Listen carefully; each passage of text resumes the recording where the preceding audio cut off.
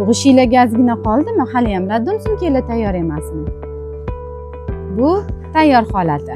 Uchun ona va bolaga barcha kerakli mahsulotlarni do'konimizdan topsanglar bo'ladi.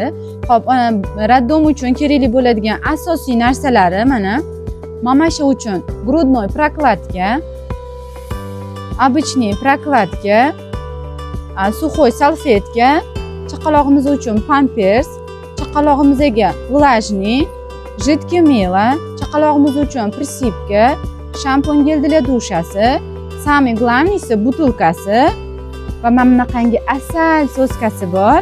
Uxachiska va sudokrem ham esinglardan chiqmasin. Самый главныйsi qizlarjonlar, muhabbat ramzi gulam olinglar.